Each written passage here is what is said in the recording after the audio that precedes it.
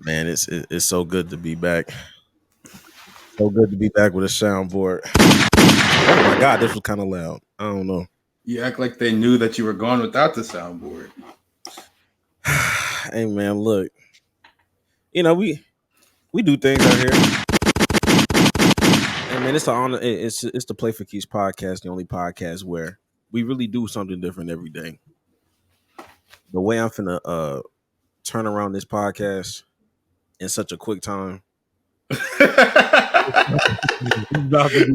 was like, wait, what? Yeah, I'm finna have a quick turnaround with this podcast and post this as soon as get done. Man, I would say there's a lot to talk about. The low key is a lot to talk about, just not as many sports topics to talk about. But I'm finna start with this one right here. Jax, I don't know. You not have you listened? I don't feel like you listened to like sports radio like growing up. Maybe. I mean, I guess not. I guess not. Like, no, I guess not. Because I knew about sports and all that stuff, but I didn't listen to the radio stations about it. Well, yeah, my dad used to watch it. Like he used to listen to it all the time. Like, and he would take me to school, so I have no choice but to listen to it. We damn sure wasn't gonna listen to no rap. Like, he wasn't gonna. He wasn't gonna do that. That's what That's how I met. Not met, but my first time listening to Nick Wright. He used to work in Houston all the time. I had no clue he was gonna be. I didn't know he was from Houston. Wait, did I know he was from Houston? He's not from Houston. I think I didn't know he worked in Houston. yeah, he worked in Houston for like well over a decade. Like yeah, but that was back when he didn't have hair. Like he started having hair once he went to LA, so that was kind of weird. Like I remember him being bald for the absolute longest, and now he got the longest flowing hair. I'm like, all right, bro. Like, we see what you're doing. We see what you're doing. But a lot of times when you do like radio stuff, you're always interacting with the listener, and they get a chance to talk. And sometimes they'll say some wild shit. So I remember this one time. I really don't know how old I was, but I felt like I had like facial hair at some point. And when you were watching this video, or when you heard this, yeah, like, I felt like I was still riding. Like I was riding around with my dad. It may not have been for school. It might have been for something. But I remember this happening live, and I'm gonna. This is the kind of stuff that was happening on the radio. Nico, you're live with Stephen A. Real quick, go ahead. Hey, Stephen A., I'm on break room right now. Where the hoes at? Have a nice day. Goodbye. Yeah, like that was the kind of stuff that was happening like on like that's not like an anomaly. Like stuff like that would happen every once in a while. And it's just kind of like Jax, what's the craziest thing you've heard on the radio? It don't even have to be an audience member. Just in general. Like what's the craziest thing? And I was like, yo, that was really out of pocket. I'm not. I don't know, because I stopped listening to the radio once I got a car at like, or once I got a car at like 15. I just played my own music. But no, we need to talk about how you presented that clip first of all, because you were talking about Nick Wright, so I was assuming it was going to be something like Nick Wright. Nah. And then the video plays, and I hear Nico, you're on. I'm thinking that's Nick Wright saying this stuff. So now I'm like, what the hell is going on? No, why did Nick Wright just call Stephen A. to tell him that? Like, what the yeah, was the presentation pretty? Absolutely not. Executed the best, of course. I had no idea what it was gonna do. There was no way I could predict anything that was gonna happen in like the past 15 seconds. Because low key, I ain't gonna lie, like Nick Wright, like that name popped up in my head like randomly as we were talking about this. Like, yeah, I remember like Nick Wright used to do this, but this had nothing to do with Nick Wright. Like, I felt like in pre-prod I told you it was about Stephen A. But I was confused. But I went on a whole tangent. But look, you know, when I think of things like this, I guess like inadvertently I was a radio kid. So like I remember when Ray J had that crazy call in from the Breakfast Club. I forgot. I are you familiar with what I'm talking about? I've seen that. I didn't watch or I didn't listen to that on the radio, but I've seen that. What you call it? Nah, like, well, anytime I'm listening to the radio, it's only with my dad because my mom was like listening to like R&B CDs and stuff. It's See, the only thing we listened to was like in the morning going to school, like the Tom Joyner morning show, and like when what's it, nephew Tommy was doing all his prank calls and all. That's the only thing we listened to, bro. Nah, I'm trying to say, or like the Ricky Smiley show. That bro, I think Monique had one. Monique in the afternoon or something like that. My mom listened to every once in a while, but that was way past. I wasn't with that. But like anytime, like imagine being with your dad. Like you're a young ass kid and you're with your dad and you hear this shit. Like you hear not this one, but like hearing Ray J say what he's saying, and now he's just like, all right, you see, this is why I stay on the AM side of the radio. I'm like, all right, bro. AM is boring. AM is boring. I guess that's where podcasting came from. I was like, well, that's all podcasts is just radios. We're all just radio hosts. Yeah, and I guess that was me just saying, yo, I'm better than all of them. I'll start my own. People, and speaking of other people that feel like they're better than everybody, Donald Trump decided that it was a great idea to accept the invitation from NABJ, the National Association of Black Journalists, and join a panel with them. Fortunately for me, although I was a participant of the conference. Where's the boots on the ground reporting, Greg? You were there at the conference. I'm gonna keep it a bean with y'all. I wasn't physically there when that man did what he did.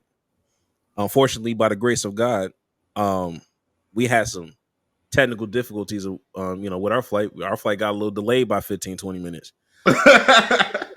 So by the time I got and landed, it was already going crazy. He was already saying ignorant things. I got the text from you saying like, yo, it's getting pretty bad. I'm just like, yeah, I'm not. It was so funny in all the wrong ways, bro. Well, it was bad. It was horribly bad. And I don't blame like the problem is I don't blame Trump for that. I don't blame that. We know who that is. He did I think it went a whole lot worse than he expected, but because of his supporters, like anything that he does is going to be looked at as a positive. So in their eyes, he did great, but even though he knows deep down he did horrible, and everybody else knows it was also terrible, but still, this was NABJ's fault. I'm not afraid to go on a limb, even though I did enjoy the rest of the convention. That was a horrible move. Like there was nothing that you could convince me into thinking that it was going to be productive. I was like, there was nothing that he was going to say that was going to be productive. Oh, and then he tried to gaslight. Like some of these people on the internet tried to gaslight, was just like, I don't know why y'all up in arms. Like, we gonna vet. What do you need to vet him for? Vet him for what? What don't we already know about him? Everything you know about him is you already. Everything you know about him, nothing's gonna change. Nothing. You already have your opinion on him, no matter what. I feel exactly, bro. Like there's nothing, and then the way y'all dealt with Kamala Harris was insane too. Where it was like, y'all sent you sent her the invitation. She couldn't make it because she was doing she's going to be doing a eulogy for Sheila Jackson Lee funeral, but she was open to doing like a virtual thing. Y'all declined doing a virtual thing. Then the masses got an uproar once people found out what y'all did. Now all of a sudden y'all trying to set something up in like September or October to do something virtually. I was like, bro, y'all, but y'all got the red carpet for Mr. Trump. It's just really crazy. It's not a political podcast, but it's just like, yo, y'all really fumbled this bad. Like this was a bad idea, and it was never a good idea.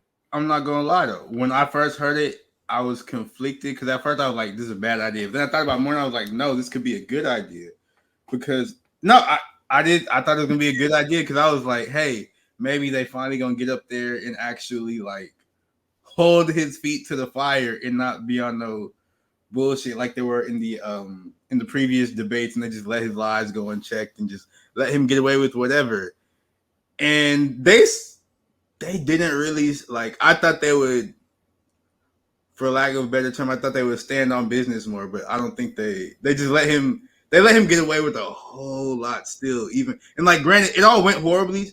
So good that it went horrible for him, but it also went horrible for the NABJ. So it was just an all around L for everybody.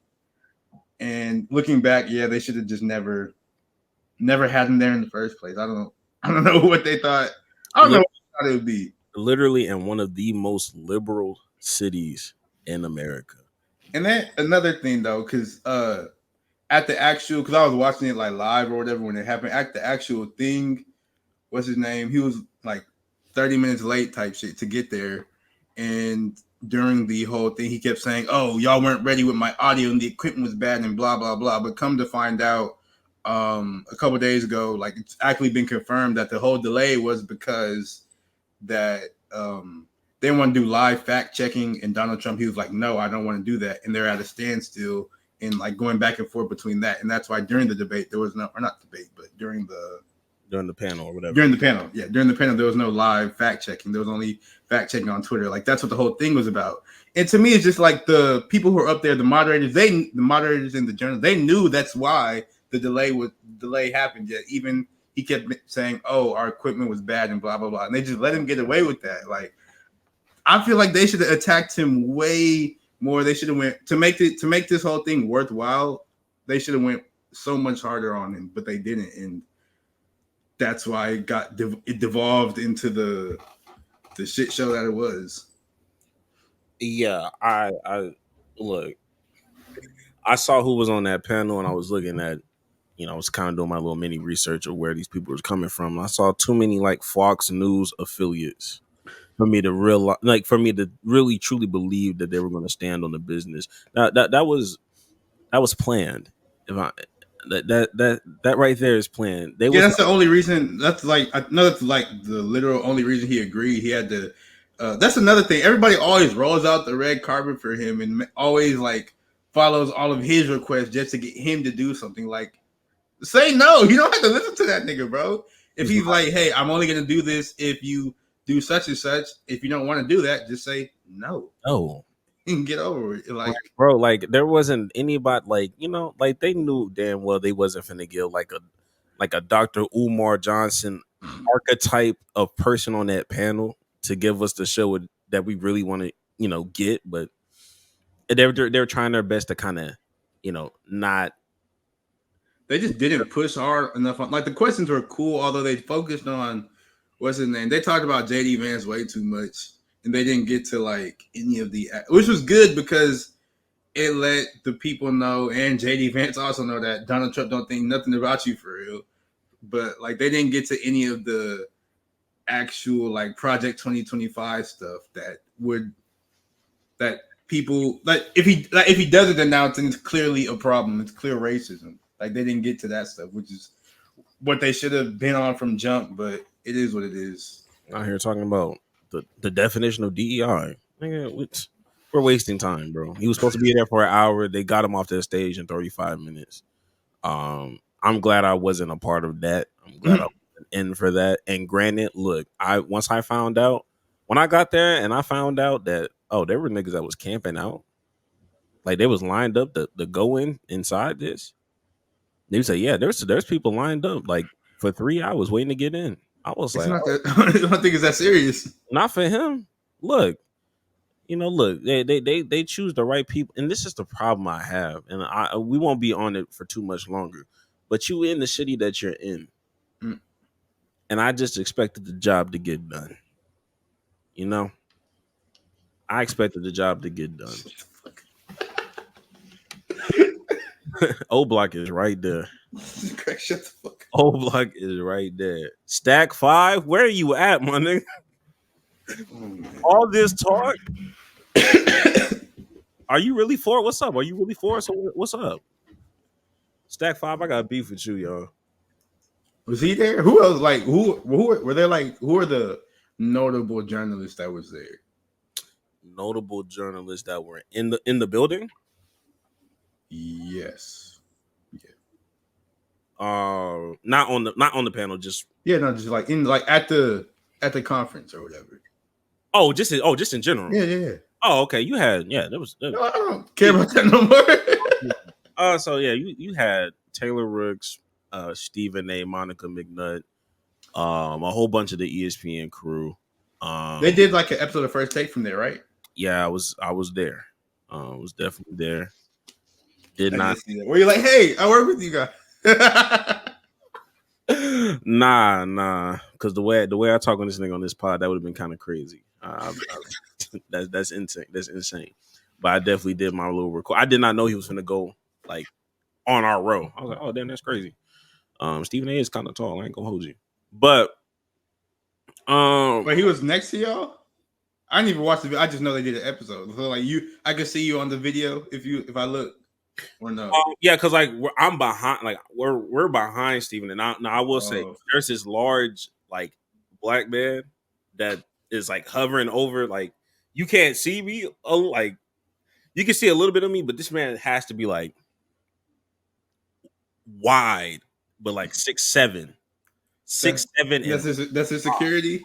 No, like he was just like a journal. Like he was just like a it wasn't Kendrick Perkins or no. He was larger than Kendrick Perkins though. What? He was larger than Kendrick Perkins. I've met Kendrick Perkins in real life. I don't know what height he is for real, but he like Kendrick Perkins is 6'5" in real life. I don't know what 6'5"? The live. I put this on everything I love. That man is 6'5". I don't know what 2K and NBA and whatever ESPN has on fire. Ain't he was at 6'10" or something like that? Nowhere. He is 6'5". There's no way he's 6'5". Like I get there's no way he's 6'5". There's no way he's 6'5", bro. I will give him maybe 6'6", maybe. But I saw that man. I took a picture with him. He is 6'5". Okay. If he's 6'10", I'm 6'6". If he's 6'10", I'm 6'6".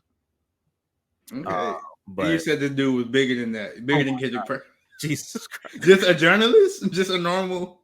I think the nigga's still in college. I think he's like a senior. Like he's like, yeah, like a senior. I'm trying to get an intern. I'm like, an intern, nigga. You need to put 3 fingers in the dirt. That's what you need to do. Like, if he that big and he not playing the sport, either he got hurt or he just terrible. Something went horribly wrong, or he just wasn't good. Michael Orr ain't got shit on this nigga. I promise you, bro. Like this man was bars, bro. And he covered me. You know, I'm not like no skinny dude. So like, if you're able to cover me up, that's true. That's crazy. That's true. That's crazy. So yeah, like when you know how Stephen A. like he loves to like make a grand entrance. So like whenever he does a live show, he always like plays into the crowd and like holla at your boy. You know, he all that shit. So like he did that on our row. Oh, okay. So like I didn't know he was coming through. So like that's why I had like a clear picture of him. Because he was acting like, hey, no video recordings while the TV is like live on air. As soon as Stephen A. came up, everybody got their phones up. Like, like that was who are you talking? Like, you're not stopping everybody. And then once I realized everybody was doing it, then I did it last minute. But like I saw myself a little bit on the TV for like maybe 10, 15 seconds, and then his ass just covered me up. Like he covered me. Like I have to show you like a video. I might be able to pull it up on Twitter. Low-key.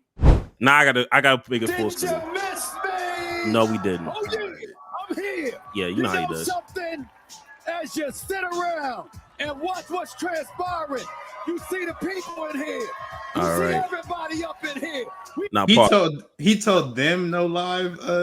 Yeah, he told everybody that was in the crowd, like, hey, when the video, like you can do video during commercial, you can do video everywhere else, but you like when we are rolling, you need to be like cheering a part of it, like no video recording X, Y, and Z.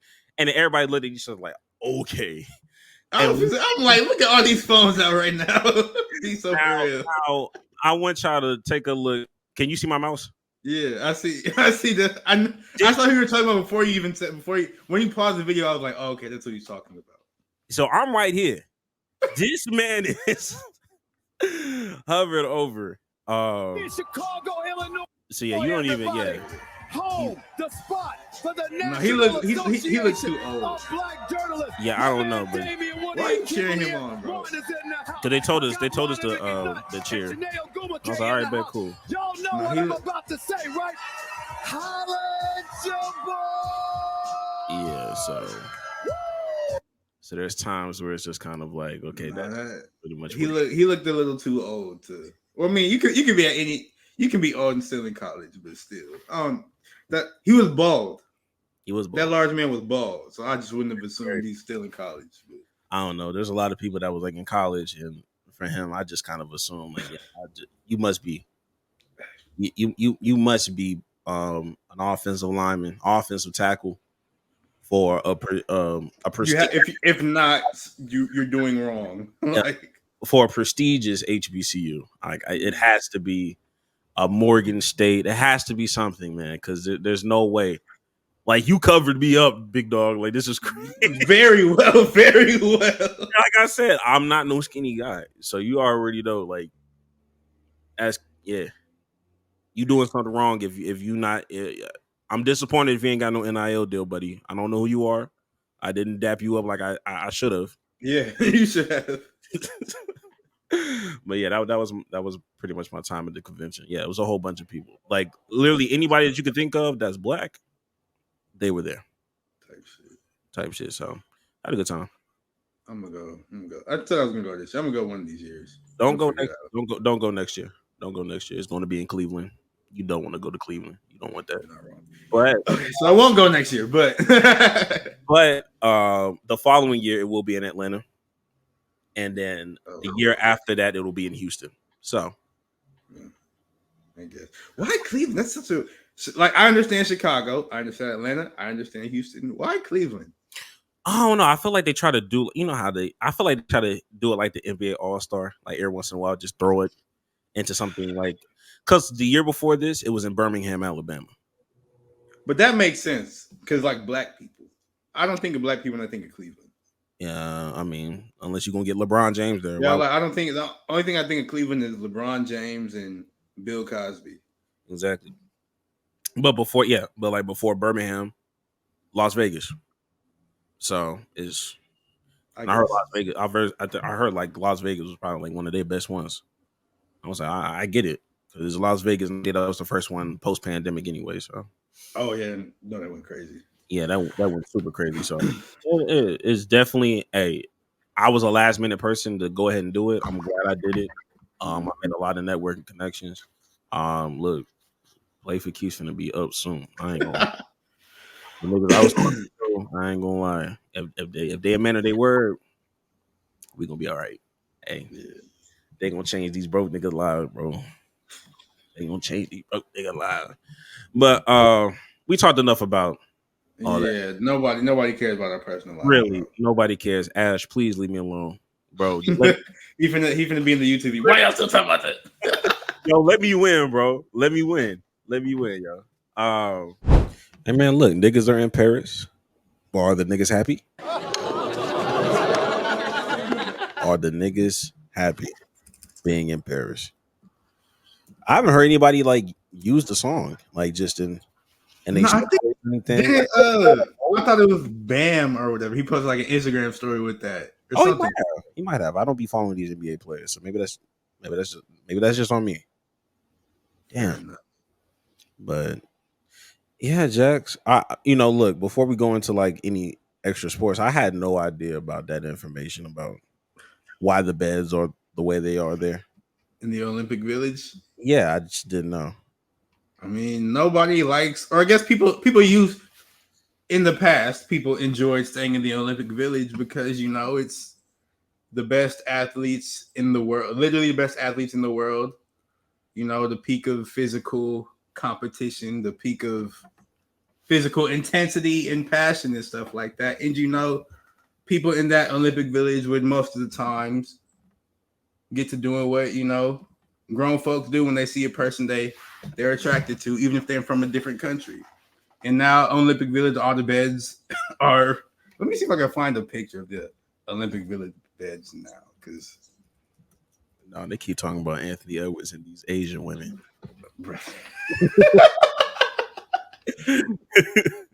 This is crazy. And these beds are small and uncomfortable, so it can, discourage athletes from having sex because they're really just haters. So that's really why the Olympic Village beds are small. That's why nobody likes them. They ain't never met a nigga like me. I think they collapsed with like, don't they have like something crazy with collapsible or something like that? They're collapsible. Yeah, they're anti-sex beds. Anti-sex beds.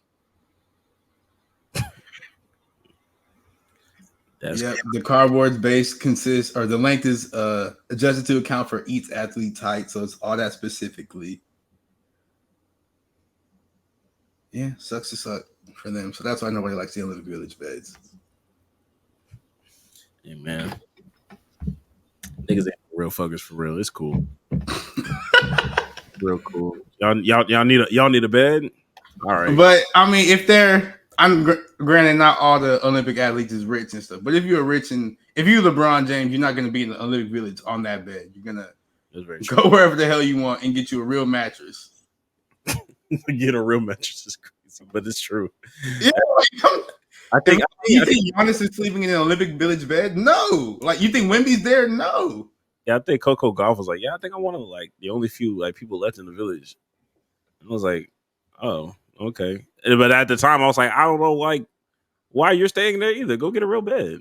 Not to do anything, but like, yeah. But I mean, speaking of Coco Gauff, the tennis, all those results just happened. The women's singles were won by Qinwen Zhang, and you guys will not understand how hard it was to figure out that pronunciation. The woman from China. If you know, you know.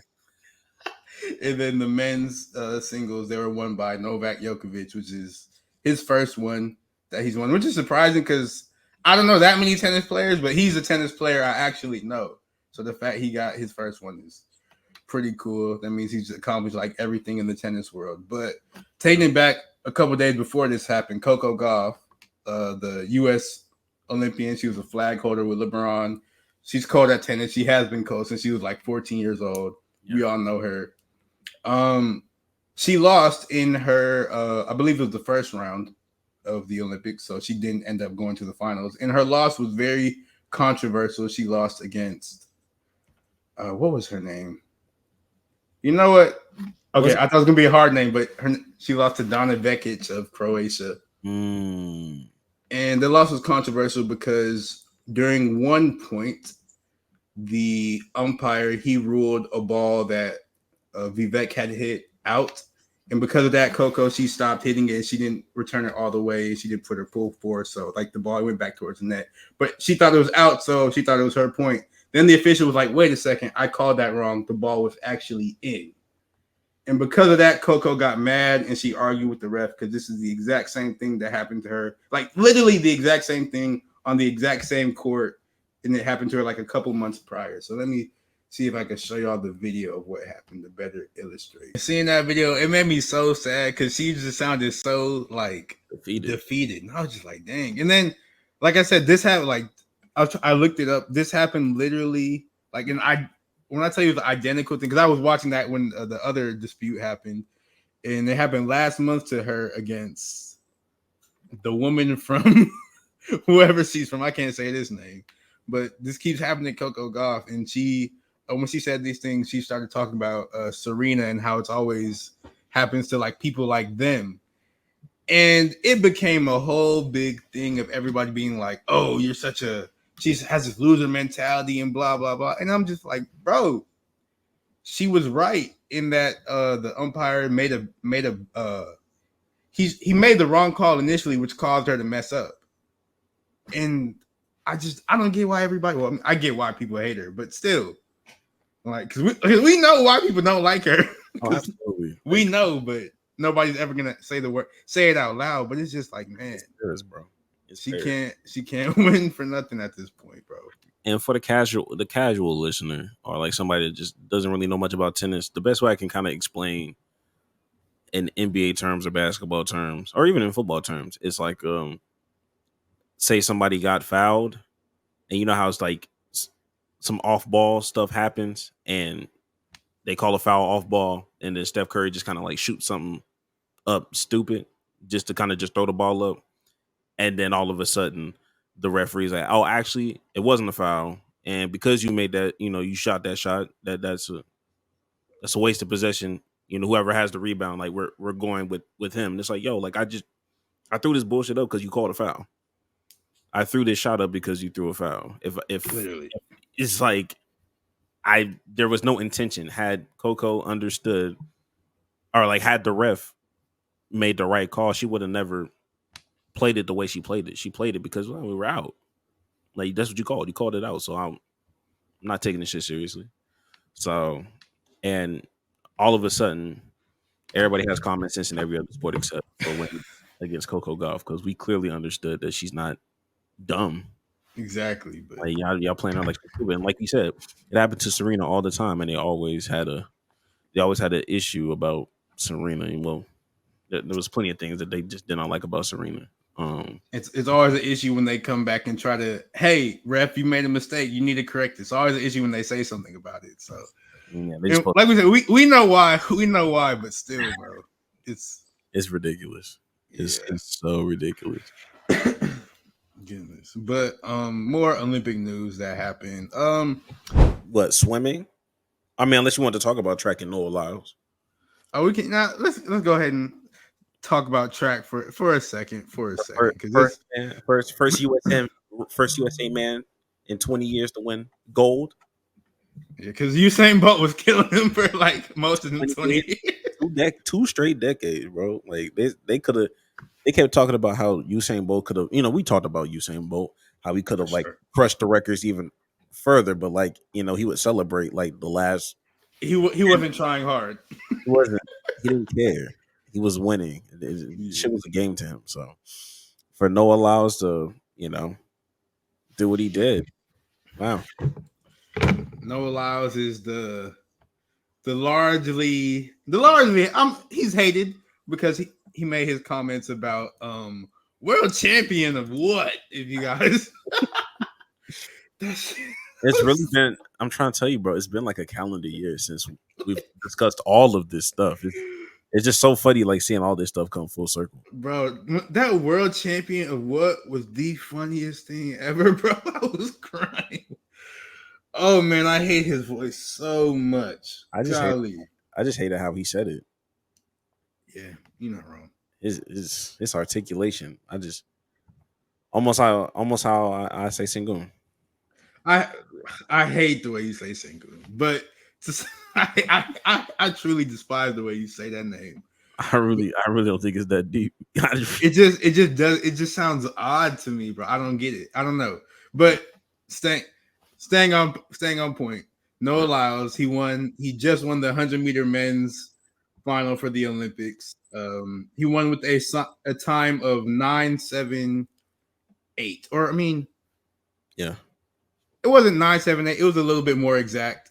I can't find the exact time because I want to show you how small his margin of victory was, because he only won by 0.005 of a second. Oh, small. He won by a time of 9.784 seconds. The second place winner is Keyshawn Thompson from Jamaica. He won by a time of 9.789. Lyles literally only won that race because he leaned in at the last second, which is what you're supposed to do. So he did what he's taught, but goodness gracious, because even when he won, the commentators they thought the guy from Jamaica, Keyshawn, had won, and they're oh Thompson, he's won his first gold medal. This is such a big accomplishment for him, and blah blah blah. And they're like, but wait, Noah Lyles, he's looking up. And then they said, Noah Lyles got not the record, but he got the win. So shout out to him. Yeah. World champion. He talked all that stuff about the world champion stuff, and then he won. So don't you hate it when your enemies win? Don't you hate it when they just? And he shut everybody up. He won. He did what he was trying to do. That's why he almost didn't. He realized he's like, I gotta lean if I'm gonna do this, and he leaned and he did it. So it's like they keep comparing him to Lightning McQueen when he stuck his tongue out. in first. Yeah, man. Look, I mean, based off of the Twitter reactions, it's a whole bunch of you know, congratulations. I guess fuck nigga. Like that's really like that's like the vibe of like everybody on Twitter. Like, I guess hoe ass nigga. Like, ooh, he won, but he's still a hoe. Like that's how I feel like that's how everybody feel right now. It's like the LeBron meme of him like fake flinching, like ooh, so what? You won the gold medal. Ooh, but you think you Usain now, huh? You're not Usain. I already see it now. Yeah, there's a whole bunch of Usain Bolt. You ain't set the record though, and I don't know if nobody gonna touch that record because nobody, bro. It's Usain Bolt, and it's a tall man with crazy stride. Like there's nobody on this earth that's touching it. Whoever's beating that is not born yet. Honestly, it's not born yet. So winning in spite though, that's sort of tough. I can respect him for that a little bit. I can respect him for that. That's sort of tough. He won and threw it in everybody's faces. I'm not mad at it. I can't hate it. I was really waiting to use the Mace line.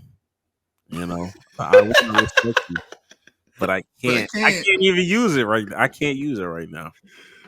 Oh, man. But transitioning to the women's side of things, the women's 100-meter final, it just concluded as well. Julian Alfred of St. Lucia, she won 100 meters. So she's the first woman from St. Lucia to, I think, medal period. So shout out St. amazing. Lucia. That's the first time the entire country's done that. So that's dope. And Sha'Carri, she got second. Yeah, it's her first Olympic medal, if I'm not mistaken. Yeah, because these are her first her first time being in the Olympics, because last time they played in her face. So I wouldn't say play in her face. She just playing in her face is wrong. Yeah, nah. You just broke the rules, but like it's a fuck nigga rule. Like we don't agree with the rule, but that is a rule. Fair enough. But now Sha'Carri, she got second, and everybody throughout this entire build up to the Olympics was like, "Oh my gosh, this is going to be Sha'Carri versus Shelly Ann." We've all been waiting to see them race each other on the highest stage. It's going to be Shelly Ann, her last Olympics as well. So like this set up to be amazing. But she didn't even run in the finals because she actually had suffered an injury before, they said, in warmups. So she didn't get a chance to run.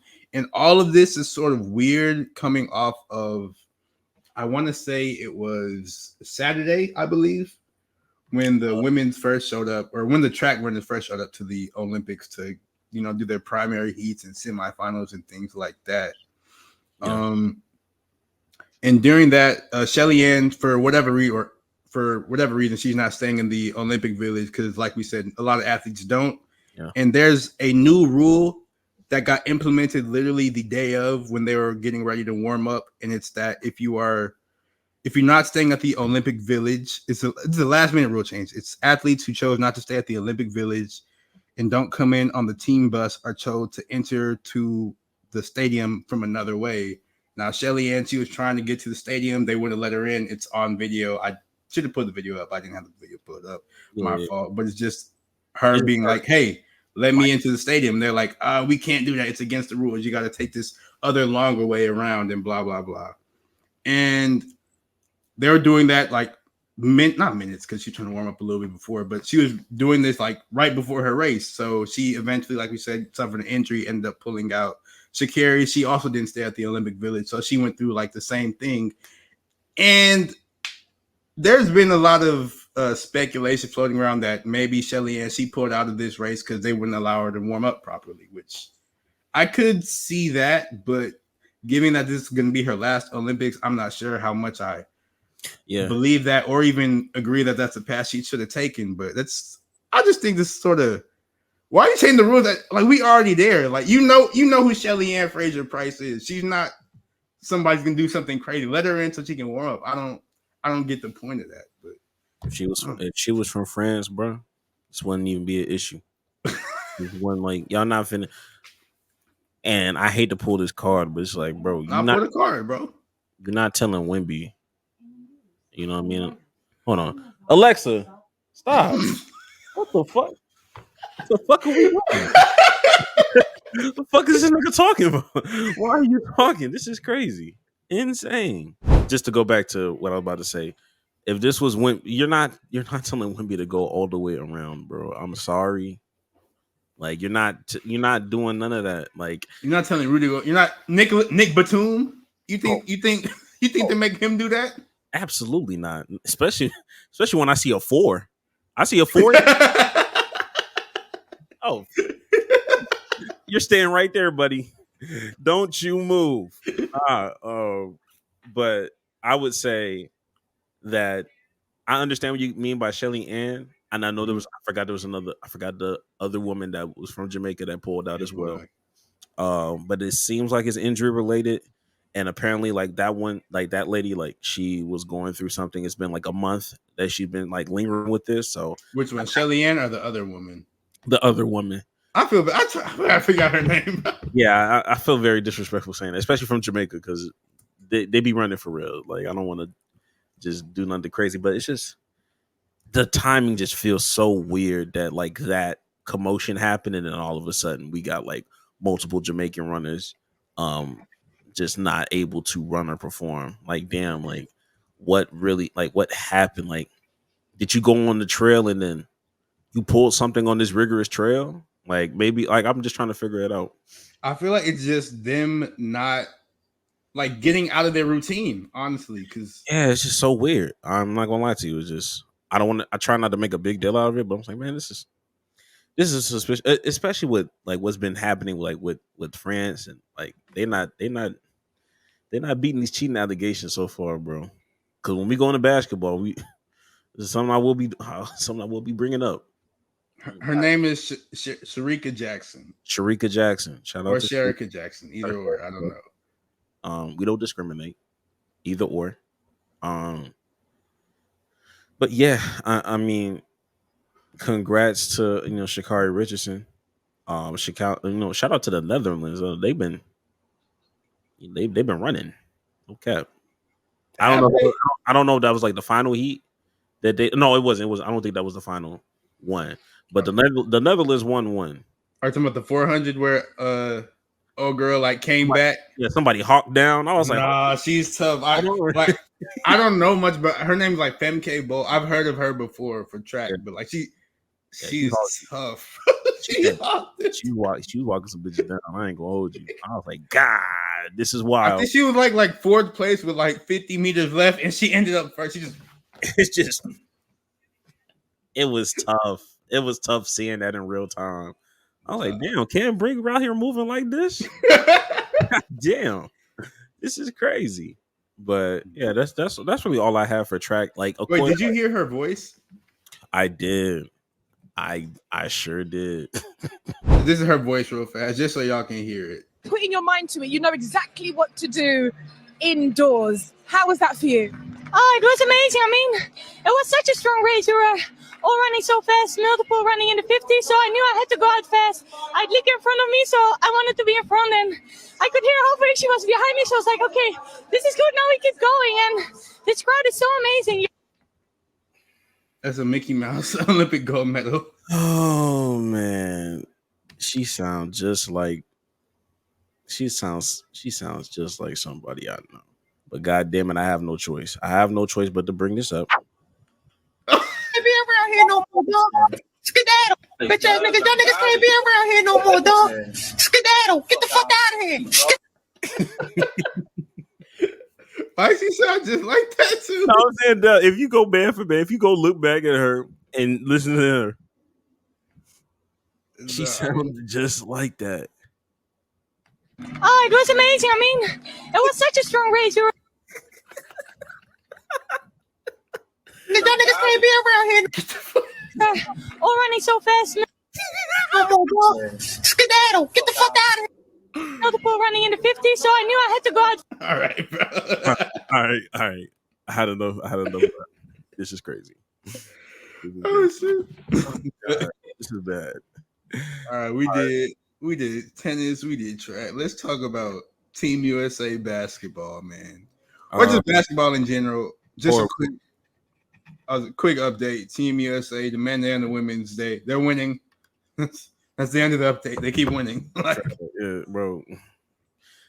Trash lineups. Steve Kerr has just been horrible with rotations, bro. I hate the way they're trying to do this.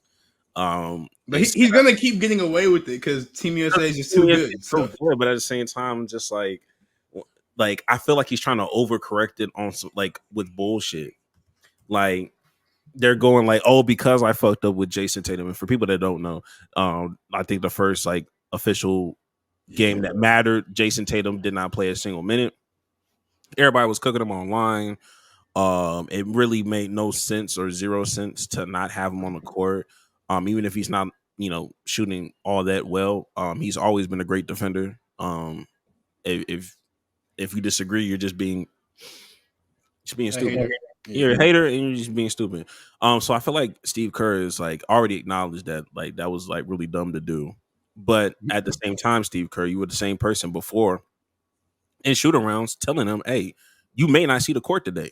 So this was premeditated. This wasn't even in the midst of you like, oh, we're just seeing how the game goes and we're just keeping whoever's out there. No, you came up to him off the rip and told him, hey, you may not. I'd rather that instead of I'm expecting to get in the game and you don't tell me nothing and I don't play it. I'd rather you be like, hey, like come to me before the game than don't say nothing at all. If you don't say nothing at all, I'm gonna be hot. I'm gonna be hot regardless, but I'm gonna be angry. You know what I'm saying? I would be a little bit more forgiving if it was more in the heat in the moment. That's just me. Because if you come to me before shooting around and say you may not come in the game, I'm gonna ask you why not. And your decision and you're like you're not gonna give me a good enough answer. I feel like we'll do better with Derek White. What? See, but the whole premise of that argument is wrong because you say in the heat of the moment. There's no heat in this moment. They was gonna win. They winning these games regardless. This is the coldest moment ever. Like they're winning these games regardless. It doesn't matter who plays for them as long as it's somebody on Team USA from that roster.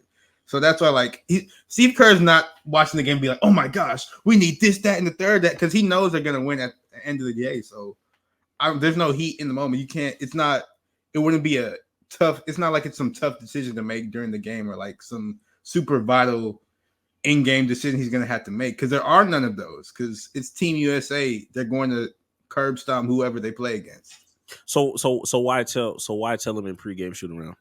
Just so he knows. Just so I know. Just so he prepare. Just to prepare yourself. I don't fuck with you, fuck nigga. That's basically what you're telling me. I don't understand the reason why he was not playing. He didn't say I don't fuck with you because the next game Jason Tatum did play and he sat Joel Embiid for the entire game. Which is overcorrect. And I was like, yo, overcorrecting. Because it's not overcorrecting, it's correcting. Well, first and foremost, I feel like Joel Embiid is the outlier in this situation because he needed to be off that fucking court. He doesn't fit with them, so it's not. He does not fit with them. I'll give Joel Embiid, like I'll give you that. But I think Drew Holiday was dealing with something with his ankle, maybe or something like that. But there was a game where he didn't play. I just feel like they're now purposely trying to like give you this optical illusion, like, hey, yeah, everybody's not gonna be able to play, bro. It's Team USA. You can do whatever the fuck you want to do. It doesn't matter what lineup you throw. You can literally play every person on your team if you want to, and you're still going to win the game because you're too talented. It does not matter about your rotations. Your rotations are ass, and stop trying to make it seem like this is what y'all do. Y'all don't do this. Y'all don't. Like just admit that y'all fucked up with JT, and then just do what y'all normally do. Play basketball and put people in the game when y'all want to. I think that is what maybe Team USA doesn't normally do this, but Steve Kerr always does this. He loves them 3-guard lineup. Like this is Steve Kerr's staple. So yeah, exactly, and it's bad. It's fucking horrible and it sucks, but you can only get away with it because he's so fucking like they're fucking talented, just like the Golden State Warriors talented. Steve, I'm not saying I think Steve Kerr's a good coach first and foremost, but I'm just saying like he's when he messes up, like. He's always around too much talent for his mess ups to really be that deep. Because Team USA, it's the best players in the United States, and Joel Embiid. And then on the Warriors, it's Steph Curry, it's Klay Thompson, it's Kevin Durant when they had KD, it's Draymond Green when he was, like it's everybody. So he does not know how to regulate a lineup. You can't give him a chance. You can't give him the Pistons and think he's going to be successful. Nigga, we can't even give him Jonathan Kuminga. Like, we can't give him Kuminga or Jordan Poole. He does not know how to manage the assets that he has. If you're not, he knew how to manage. Just Draymond didn't know how to manage those assets. With Jordan Poole, at least. Yeah, I mean, Draymond is his own separate thing. It's kind of hard to just put all of that on. Yeah, that's a bigger scenario. That's a whole different segment. I don't even want to go into that. But back to Team USA basketball. Back to Team USA basketball. That's how I feel about that. It doesn't really matter because they're talented. I do want to talk about Japan almost beating France, but France and France officials, screwing these niggas out of a game. Japan had that shit in the bag. They can't get out of it. Because it's fucking France and they don't want to lose in their home country. I get it. Especially to a team that had a 5'4" player. Exactly. And you got Wemby. You got fucking Wimbert. Wemby or whatever. What Gilbert Arenas said. Wembenyami. He always he's uncancelable, bro. I'm telling you. Uncancelable. He can say anything he wants. I think that's crazy, and I think that with the combination of what we were just talking about with track and field. Look, bro, y'all looking a little funny in the light when it comes to officiating. When it comes to Coco Gauff, when it comes to track and field doing the bullshit, and when it comes to this basketball shit with Japan versus France, y'all looking funny in the light. I'm not saying anything out of pocket. I'm just saying all of this happening in the span of 5 days. It's a little crazy, and I think it deserves somebody to raise a couple of eyebrows. I don't think I should be crazy for pointing all three of those things out. And if somebody says y'all niggas cheating, I shouldn't be able to be like, nah, y'all crazy. Stop the bullshit. Y'all are stupid. No, I just see it's a lot. Three things. Three. Realize, bro. You're onto something. Look, it happened 3 times in 3 different events.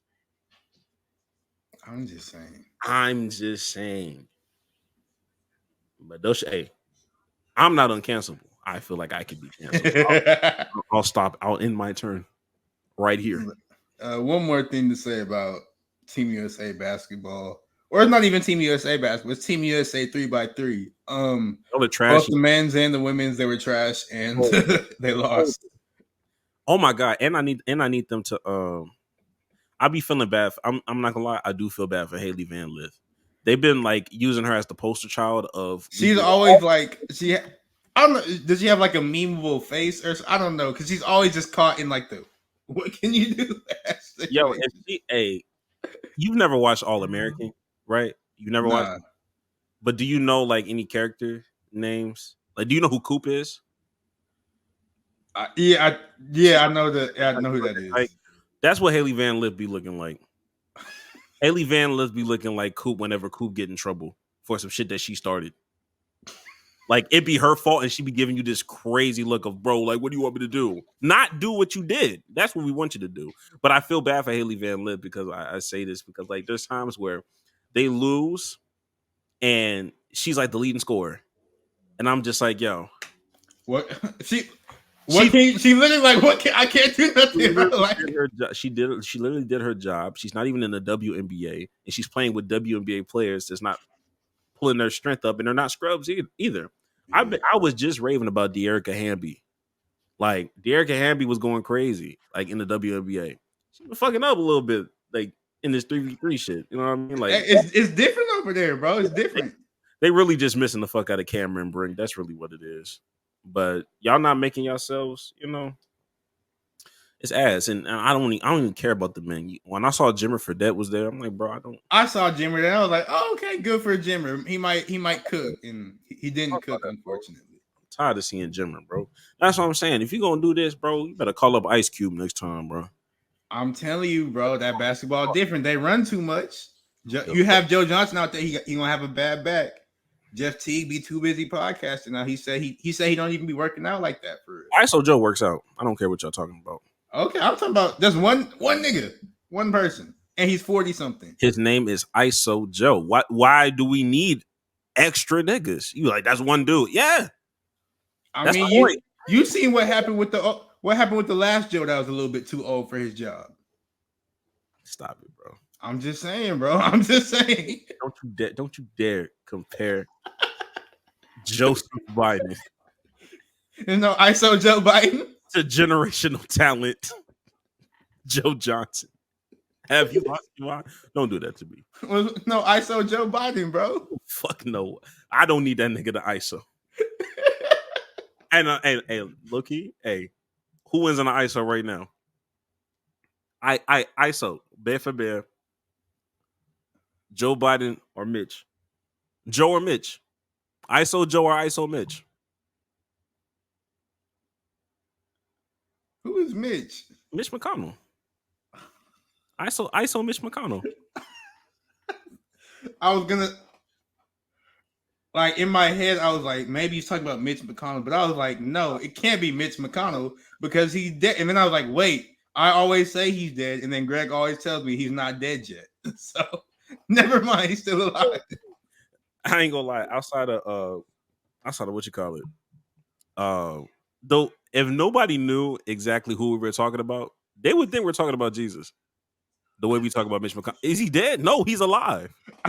Bro, he rose again on the third day. Yo, he's back. That's how we be talking about Mitch McConnell. You be thinking he's dead, and I have to remind you, no, Jesus is king. Joe Biden, he still be riding bikes and stuff. So I think he could.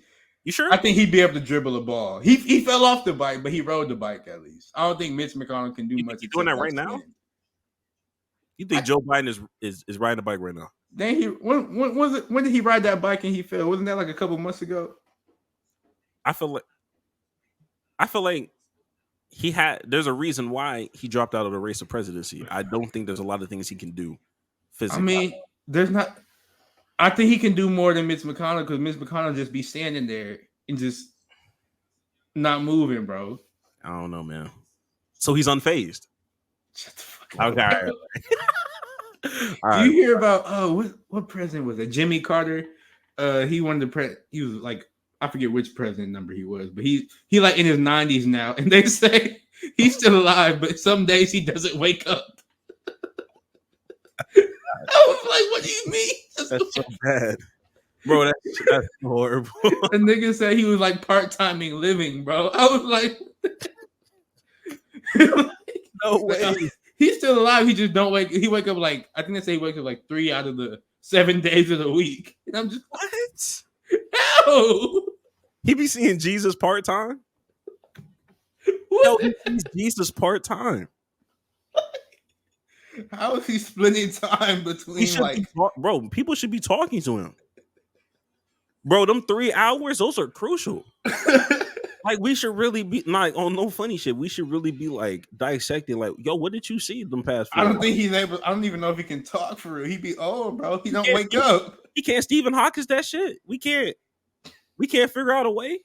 You show Jimmy Carter a computer and tell him to type, he'll probably have a heart attack, bro. You think he know how to type?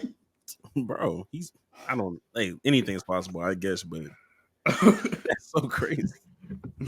No, this is bad. This is horrible, bro. This is the people that are running our country is crazy. Yeah. But more Olympic news. We gotta talk about Katie Ledecky, who's now the most decorated woman in U.S. Olympics history because she has 14 total medals and 9 of them to be gold. This week, I guess technically, she won the 800-meter freestyle and then the 1500-meter freestyle as well for the women's swimming. And like, I don't know if you'd be watching Katie Ledecky, but sometimes I think I was up mad late or mad early one time, and like the live swimming was on the Olympics. I was like, I'm up. I'll just go ahead and watch it. And I think this was just like the preliminary heats and stuff. She won by like literally 17 seconds. Absolutely. And I was just like, I saw her win, and she was just chilling in the pool, waiting. And when like nobody else was on the screen, I'm like, she could have got out the pool, dried off, put her shoes on, and left by the time they got back. Like, what the hell? Yeah, she's a different breed, bro. She's so different. Like, it's just so hard to explain because Michael Phelps he's literally like the most decorated Olympian of all time. Michael, you know about Michael Phelps though, and like how he's not a human being.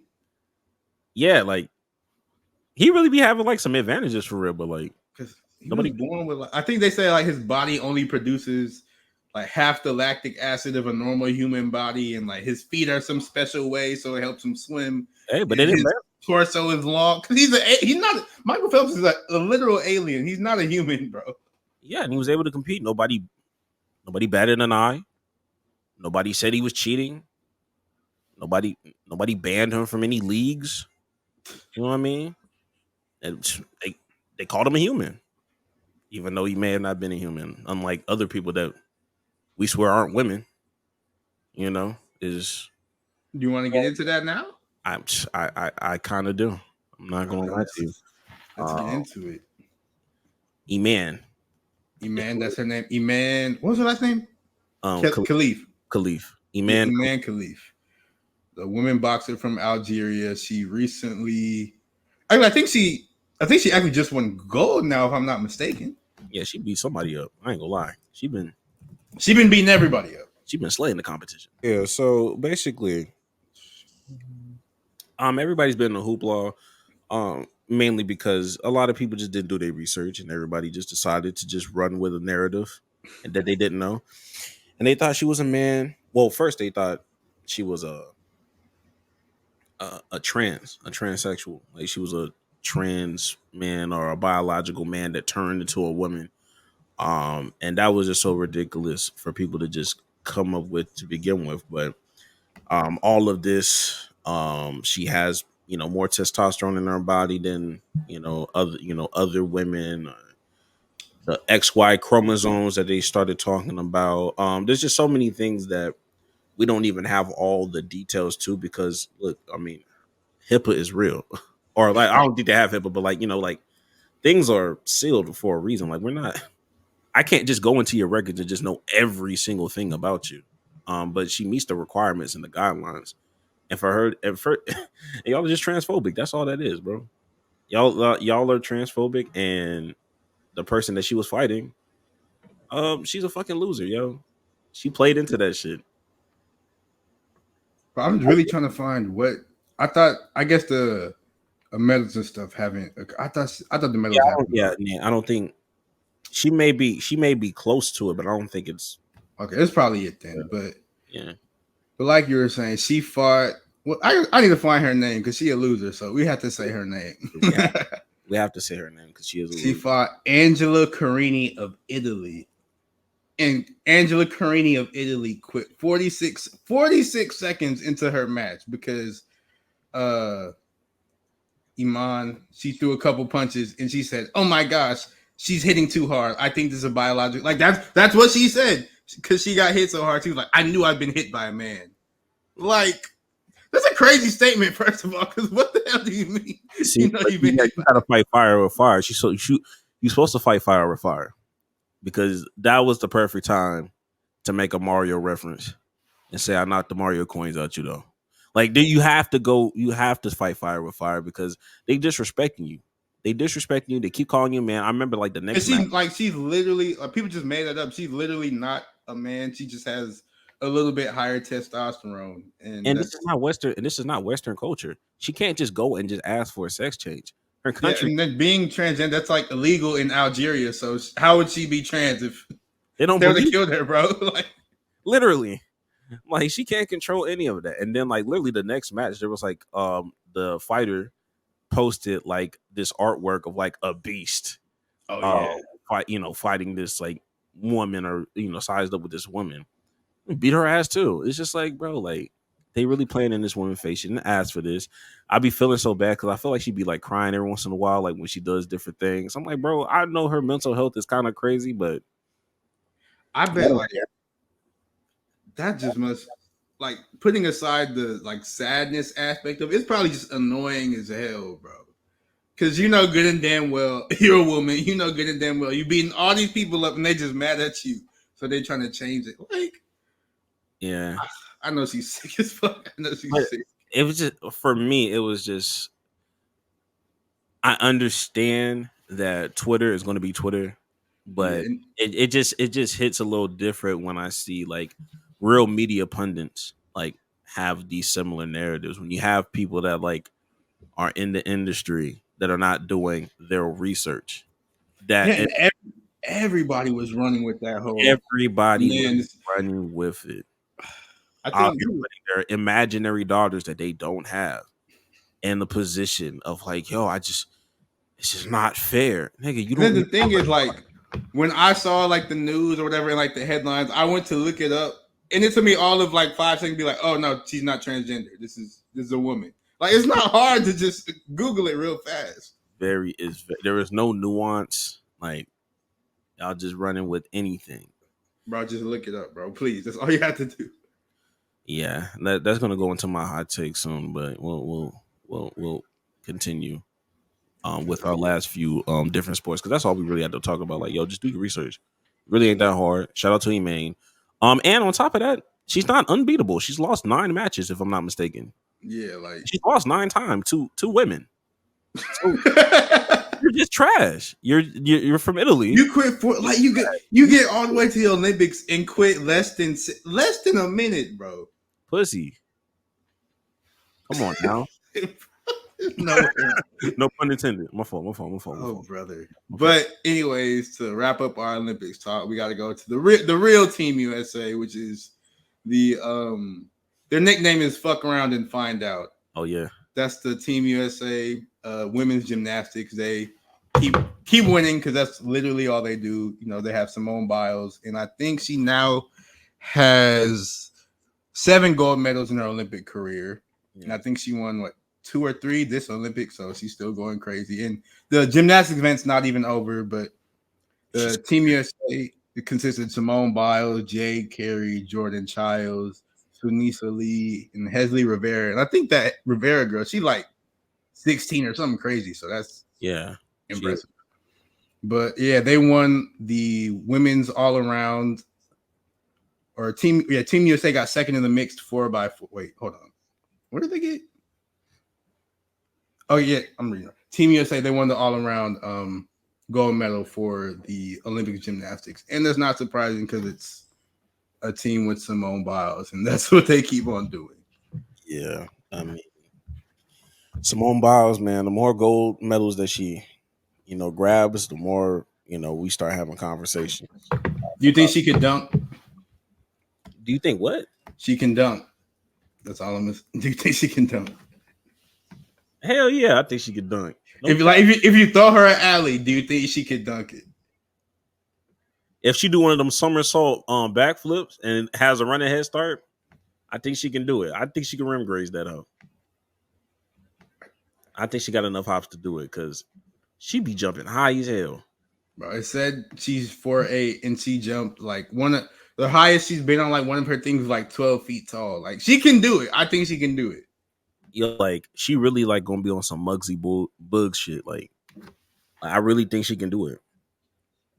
But another more serious question I want, not serious is definitely the wrong word, but another question I have about this is there been talks about her and Katie Ledecky, who are both 27 years old, so they're not even old, to talk about both of them retiring from the Olympics, because normally like most gymnasts aren't 27 because a lot of them are like in that 16 to 22-ish range. Because I think Simone is the only one outside of that range on Team USA. Right. And then Katie Ledecky, like I said, she's 27. She's the most decorated women's Olympian, and people have been calling like, hey, maybe they should retire from the Olympics. Mm-hmm. Do you think they should? I don't get it. Why would they? They keep winning and they're still good at it. I'm trying to look up something real quick. Oh, okay, well, if I'm being honest, like I remember like Simone Biles, like there's a few gold medals that she won this go round where she was the oldest person to win a gold in that event because the average winner is 21 years old. So, from a gymnastic standpoint, I guess it depends on the longevity. It depends on like how much longer they want to do it. Because most gymnasts is retired by now. I'm saying when was Michael Phelps' last Olympics? What year was that? Was it 2000? Was it 2008? He retired competitive after the 2016 Rio. So he was in. Yeah, that was. No, Phelps retired after the 2016. So what does he have for a living? His own words, nothing anymore. But he's left the pool completely. He's left the pool completely. So 16. How long ago was 2016? What, 8 years? 8 years. So he's 39 now. 8 years ago, He was 31. 31. So I mean, that's like one of the most, literally the most decorated one. I think he is, just in general. He is the most decorated Olympian. He got 28 medals, 28 gold medals. He had 23 gold medals and 28 total medals. It's he has more. He has more gold medals than 162 countries. Look, so I think that might be around the age range, like that 27 to 30. It may be like where people kind of drop off. I don't know anybody that's like in their mid 30s unless you're trying to see like some Tom Brady shit. Like everybody, we always talk about how everybody can't be LeBron and Tom Brady. I mean, I'm for sure Simone Biles could pull it off if she wanted to. I was like, everybody can't be Simone Biles and Katie Ledecky either. Exactly. It's just a matter of if you want to see that or not. I mean, you know what? I would like Simone Biles to at least do it one more time because it's going to be in LA. Olympics going to be in LA. That's true. Around. So I would like to see some shit low key. If she I can see they both going to do it one more year. Yes, one more year, and like let LA be the last hoorah. Hey, I feel like we got to find a way to get to the Olympics, bro. Like, oh no, I'm going. Feet going to the Olympics this year? Oh, and he's going to Paris? Yeah, I didn't know that. Well, look, I'll be in the LA one. Yeah, like I'm gonna be at the LA Olympics. I'm gonna be at the LA one because it's just when will it ever be back here? Like, you know what I mean? Like, when will I ever see an Olympic in my lifetime? One more question about Olympics and retiring. Since the next one's in LA, is LeBron gonna be in there? Well, don't piss me off, bro. You know that. You don't think you want to do one more Olympics? There might be. Hey, if we try to be nasty, there might be a LeBron James there. There might be a LeBron James on that roster. Who knows? There better not. Unless he's cold enough, there better not be one. Don't piss me off. LeBron James we talking about, but there might be a LeBron there. Who knows? Never say never, Jax. Never. It might be a James there. Cause hey, Bryce gonna be he gonna be in the NBA by then. It could be a lot of things, bro. Like it literally. And be like Giannis and his brothers, but LeBron and his kids. Side note, did you hear about we can talk about it. We can talk about it in the NFL, on the NFL side. I mean, we're at the NFL side now. Okay, well, before I get into like the NFL shit, did you see Puka Nacua's older brother just got signed by one of them? I know he had an older brother. Yeah, and they're calling him people on Twitter is calling him Thanasis Nacua. All right, bro. They call him Thanasis Nacua. And all right, bro. Like, damn. I don't know how to, hey, look, I don't know. I just wanted your reaction because that's disrespectful. Is it? I don't know him. What if he is? Bro, please. Man, but I'm going to ask you this question, and I don't know if you have an answer to it because it's going to put you on the spot. But food for thought. Can you name me a Thanasis equivalent in the NFL? They don't have to have a sibling. I'm just talking about skill level. Just a bad NFL player? Yeah. I feel like that's what you're asking, which there are but a plenty bad, of. No, but a bad notable one. Like, there's a plenty of bad players in the NBA. We don't know them like we know Thanasis. There's definitely bad notable NFL, like Nathan Peterman. Nathan Peterman, bro. We are talking about. You said notable bad players in the right NFL. Now. Nobody's talking about Nate Peterman right now. I'm talking about right now. Nobody's talking about Thanasis right now. Well, they're talking about him now because he's in the Olympics. They do low lights of that. They go on TikTok all the time, bro. Because it's funny. His mistakes are funny. Nobody laughs at Nathan Peterman. Dude, is there any low lights that we laugh at NFL wise? When I'm not comparing Russell Wilson to Thanasis, but when he messes up, we laugh at it. When everybody messes up, we laugh at it. You think it's Zach Wilson? I think Zach Wilson. That's too disrespectful to Thanasis. Is it? Very much. Zach Wilson's terrible. And Thanasis isn't. But Zach Wilson's like Thanasis. He's at least like they both trying as hard as he can possibly. Like Zach Wilson trying as hard as he can. But like I feel like Thanasis, he still contributes with his positivity. Zach Wilson. So Drew Lock.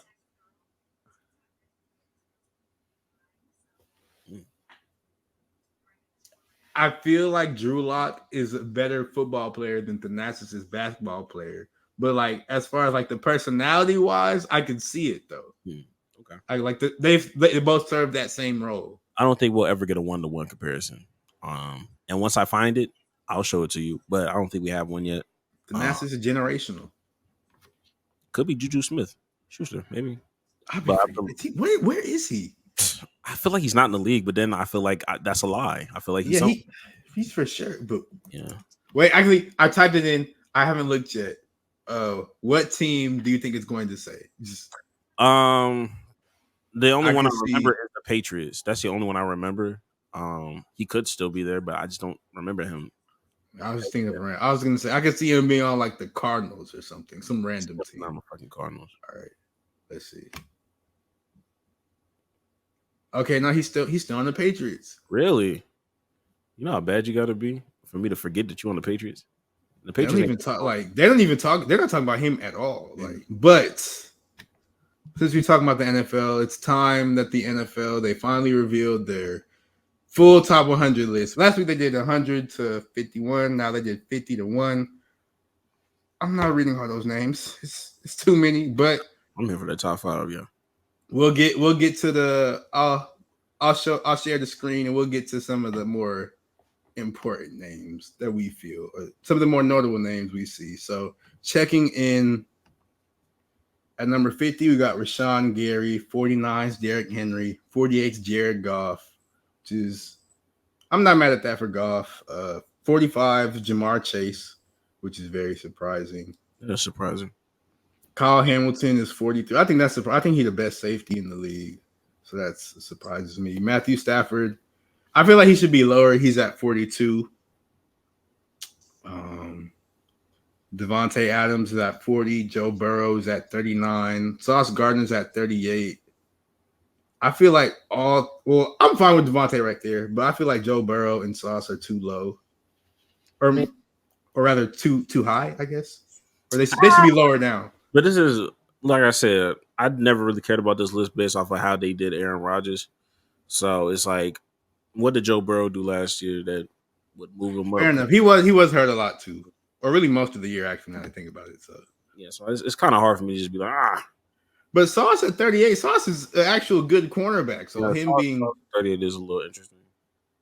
And then they got Tua at 36, which Tua should be not 36. He should be closer to 50. Tua should be in like the 50s, I think. It's that Tyreek's tax, bro. It's that Tyreek's tax. Oh, we'll get to the Tyreek's tax.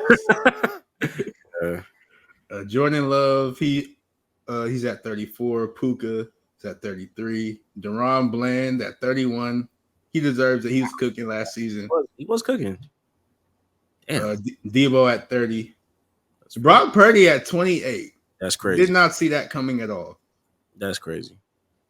Mike Evans, always consistent, number 26. Mike Evans gonna be good until he retires, bro. I was surprised about the Jalen Ramsey being at 25. Not to say that he's not good. I didn't know they were going to give him. You think he should be closer to 1 or closer to 100? Closer to 100. But at the same time, I'm not finna sit here and act like I've been dialed in on Miami Dolphins stuff. But it is surprising at his age that he's still up here. Kudos to him. You say at his age, he wants to be like 31 or something. Like, nigga, what? Nigga 28. Like what? Nigga, I'm in the peak of my prime. What are you talking about? But Amon-Ra, St. Brown, he's at 23. AJ Brown's at 21. CJ Stroud's at 20, so that's cold for the rookie. I'm not mad at that at all. Justin Jefferson's at 18. I feel like he should be higher. He was hurt a lot of last season, so I see why he's 18. That's fair. Micah Parsons at 17, Dak Prescott at 16. They need to stay exactly right there. They got it right. I'm not gonna lie, Dak had a crazy season last year, bro. Oh, He yeah. flamed out, but I think. I mean, if you want to put him higher, that's fine. But keep Michael Parsons where he's at. Like he don't need to go any higher or lower. Keep him right Especially there. When you see Jalen Hurts at 50. Jalen Hurts didn't have a better year than Dak Prescott last year. So yeah. They actually didn't have that good, whatever. But Jalen Hurts at 15. I mean, they're just George Kittle at 14, surprising. CD at 13. I'm not mad at that. I'm not mad at that either. Josh Allen at 12. You can't really hate on that. I'll find a way to hate on it, but you can't really hate on it. Can't hate that, bro. Fred Warner at 11. But now we got to get to the top 10. I'm not mad at Fred Warner either, too, because that makes sense. It's Fred Warner. But top 10. At number 10, we got Max Crosby. Yeah, he was cooking. I'm not mad at that. At 9, we got Travis Kelce. I'm a little mad at that because he didn't really turn it on till like the end of the season. Like it felt like they were saving him a little bit. But I still wouldn't put George Kittle over him. So yeah. 8, we got TJ Watt. Makes sense. I have no problem. I have zero problem with that. That means Myles Garrett's coming soon. What's be next? Trent Williams, number 7. I'm not mad at that. I'm not mad at that either. Trent Williams, literally the best. Oh, they put Trent Williams. He's so good. They put him in motion so he can block people. Like, that's crazy. They get him out in space as I'm not surprised at Trent Williams being number 7. It's crazy. Chris Jones, number 6. I'm not mad at that either. Myles Garrett, like we said, Myles Garrett's coming soon, so Myles Garrett, number 5. I'm not mad at it. Okay. Patrick Mahomes, number 4. We get to the fuck shit. This is crazy. And I told you last week, I was like, watch him do something stupid and not have Mahomes at 1. And they did something stupid and didn't have Mahomes at 1. Okay. Hey, man. You said it. You're right. It's stupid. But he's gonna remember this. We need to stop giving him ammunition. He's gonna remember this. The whole fan base is gonna be like, yo, they counted us out. We were underdogs. I'm tired of the fake underdog mess by the Chiefs, bro. Y'all keep finding a way to force an underdog narrative. I know y'all doing this for clicks and views, but there's no reason why Patrick Mahomes, with the receiving core that he had and dealing with Kadarius Toney, how in the world you thought he was 4 as a back-to-back Super Bowl champion? I don't see it. Let's go ahead and just move on next. I really that's not the biggest issue I have about this. Do you know who number 3 is or no? I think I do. Because number 3 is gonna piss you off. Wait. I feel like I know who number 2 is. I don't know who number 3 is. Okay, number 3 is gonna piss you off. Because I guarantee you're not even thinking about him. You don't even realize his name hasn't even been mentioned.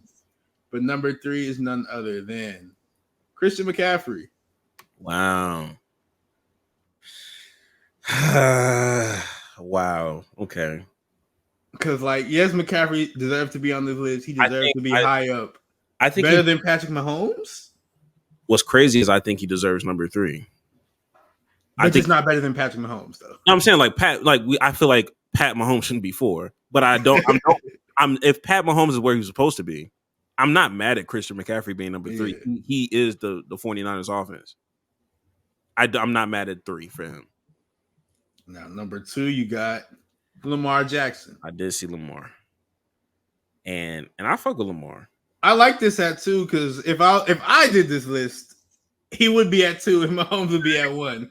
So having 2 MVPs, that means something. That does mean something. And he hasn't even had real receivers yet. They always talk about every year, we're gonna get you receivers. We're gonna get you receivers. He still hasn't had receivers yet. Which is why Patrick Mahomes is better.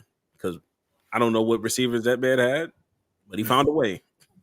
Yeah. He found a way. Yet and he didn't play. He didn't even perform the best in that playoff head-to-head matchup against Pat Mahomes. It just is very interesting. I mean, the black man in me has no problem, but it's a win-win every time it's a win-win for sure.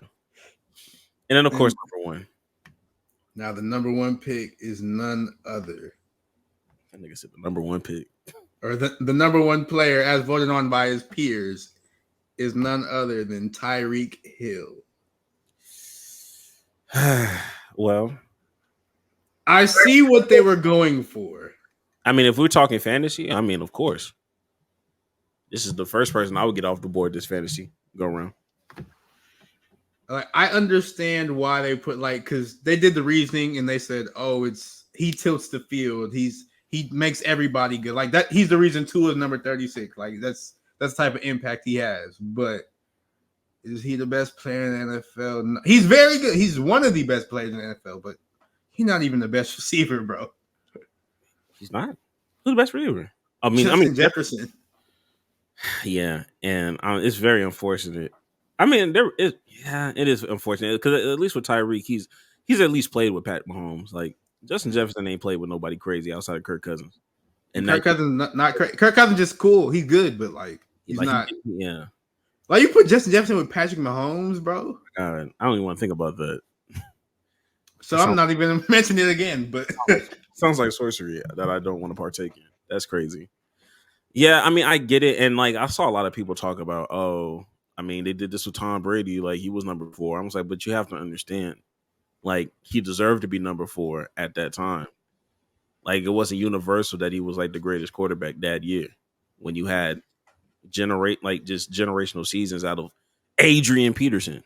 Come on now, like all these players are good, but not. Or I mean, like Tyreek, he is a generational talent. I'll say that because nobody has literally nobody has that speed and that agility. But Mahomes is just better, bro. I'm sorry, it's bad. He is better, man.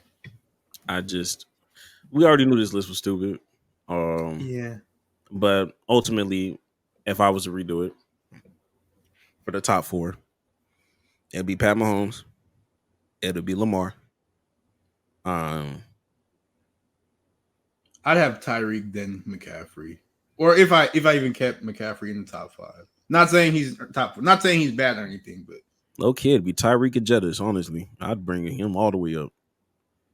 But I understand. Yeah, he had hurt last season, so yeah, but yeah, I'll just do that. Yeah, I'll be Mahomes, Lamar, Tyreek, McCaffrey, and then everything else. Because I mean, for the most part, everything else in the top 10, I didn't have a problem with. I didn't have a problem with anything else. How they top 10. The only person in the top 10 I wouldn't have there was probably Travis Kelce. Yeah, but if I had to put a tight in there, that's the obvious one. Exactly. So if I had to keep one in to strengthen the argument of, Mahomes strengthening everybody, and Mahomes is the reason why Kelce is number 9 at his big age. So I get it. Yeah. But, all of this kind of gets us ready for football anyway. So, yeah. Did you, just real fast, did you see the Hall of Fame game? I saw bits and pieces, but I'm not going to sit here and act like I watched that game. I saw Andre Johnson come out on the field and do all that extra shit, and I saw what the new kickoff looked like. That's all I wanted to see. I just had to see how the kickoff looked. It looked a little weird. It looked a little different. I didn't necessarily. It's gonna take some getting used to, but I could see I could see how it's gonna be a thing where people might break a whole lot of touchdowns from them. I could see. Yeah, I can see that. I feel like ultimately, once people get used to it, it's gonna work. It's just my first time seeing it. I'm like, okay. And the only thing I also don't like how it's because of the new format and everything, it means onside kick. You can only onside kick in the fourth quarter, I believe now. So that's that takes a surprise out of onside kicks. I mean, who the fuck is out here onside kicking on in first quarter, second quarter though? If we're being honest. Fair enough. When you think about it, when you put it like that, it makes sense. But still. Yeah, but it's different when you have to put a rule on it. Like the Saints, and then when they did that onside kick in they wouldn't be able to do that no more. You're right. That's the only thing. It's once every 13 years we see something crazy. People don't even be recovering onside kicks to even be that upset at it, but still. Yeah, you're right. It's gonna take a minute to get used to, but it's not that bad. Yeah, it's not bad at all. like I said, it'll. I can see probably by October you're gonna see some stuff. Where it's like, yeah. Once they start figuring out like how to do trick plays and all that with it, really invest in special teams a lot better than people. I mean, I'm not saying that they disregard special teams, but it's gonna be just as important as offense and defense if they're gonna go this route. So, yeah. But Greg, I think it's about that time, bro. It is. It sure is. Now, did you want to go first? It's time for hot takes, and I do not want to go first because I don't have a hot take. You don't? Okay, I have a short one, short to the point. My hot take is, stop falling for shit, bro. Stop falling for rage bait. Stop falling for just shit online, bro. Like, I want people to understand. I saw this right here, right? This is something I saw. I don't know who this woman is, but she looked like she worked for Forex. That's probably not a real person, bro. Like, oh, look at this shit. I really want to look at her shit right now. That's not a real person. That's AI. Look at that. That's AI. It's not a real person. Getting tricked by AI is crazy. Look at this. I got some followers on here too. Out here following AI. Jax, have you ever followed AI by accident? I've never done it. What do you mean, like a person Just like that? Somebody, oh, this can't be no real person.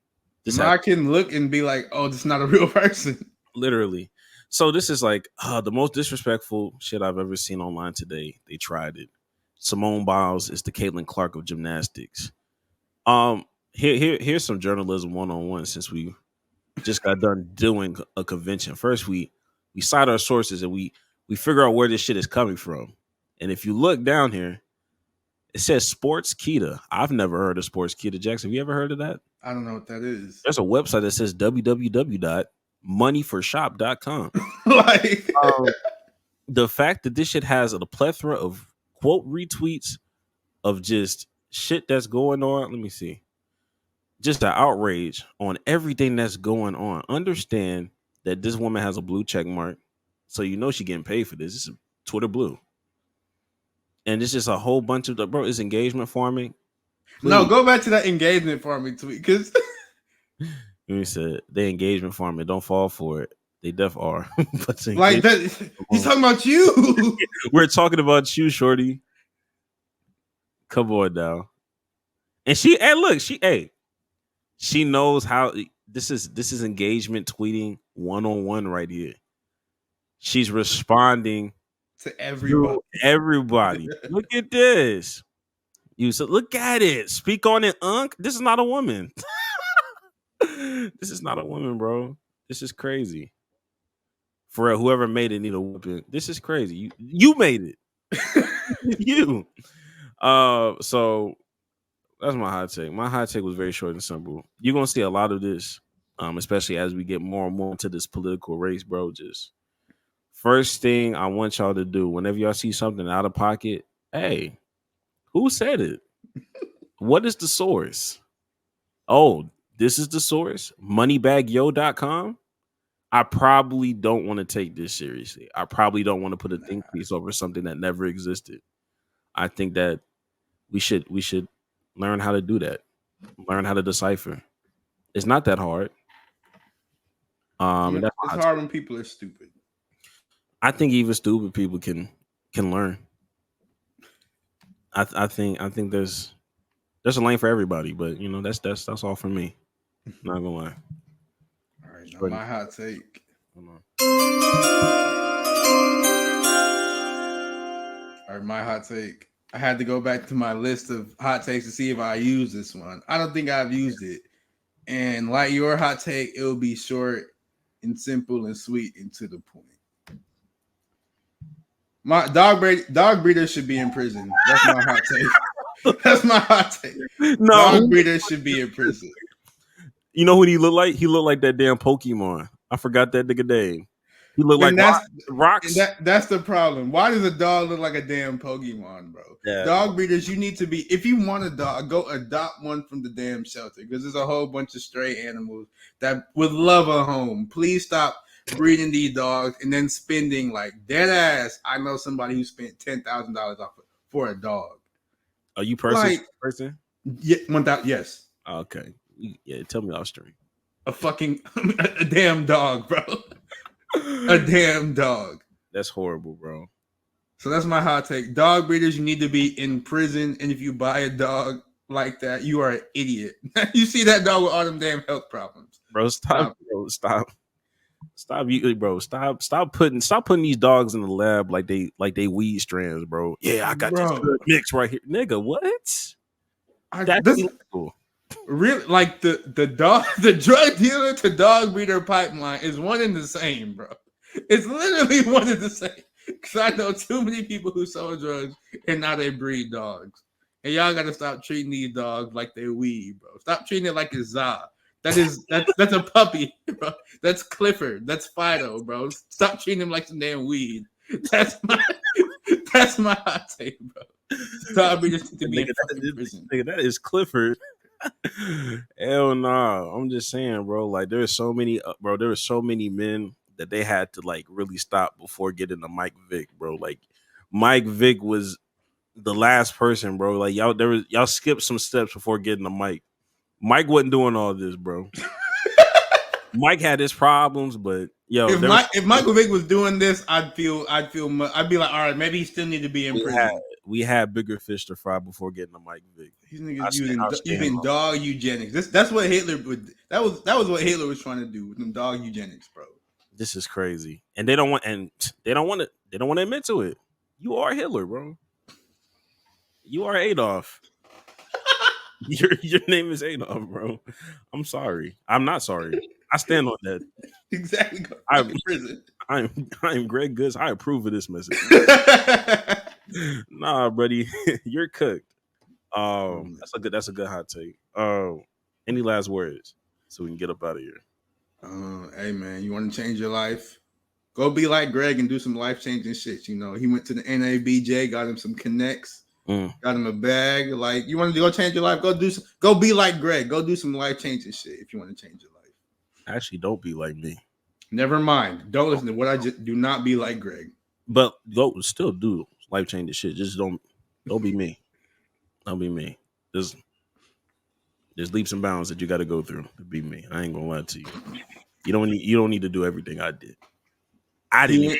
He went through it, so you don't have to go through it. Exactly. Now, if you still do it like me, I ain't gonna lie. I might call you an idiot. I'm not gonna lie to you, but more power to, or rather, less power to you. Less power to you. Yeah, defund you. And for me, just wanted to read this quoted tweet by Sydney Colson. She's like a WNBA player. I love her tweets, bro. She's funny as hell. No, she's funny as hell. She was like, I woke up in a cold sweat, remembering that some of y'all will be presented with facts that refute your point, but you won't change your position. Please don't let that be you. Please don't be like, yo, when you have arguments and debates. Some slam poetry snaps for that one. Shout out to Sydney Colson. She knows exactly what she's talking about. When you presented facts that refute everything that you're saying, it's okay to not be 10 toes. Say I apologize and move on. You're not going to be right about everything. Don't be that guy. With that being said, oh my God, I forgot to do the my fault. I forgot we were starting. I forgot we were starving. Do you need some money? Yeah, we do. We do. Where's the other one at? Come on, Kev. Where is Kev at? Donations. Where is Kev? Donations. I'm really upset because I do not. Oh, never mind. I see it. My fault. Broke, nigga. I'm broke. And you got the power to change that. One more time. I can't eat.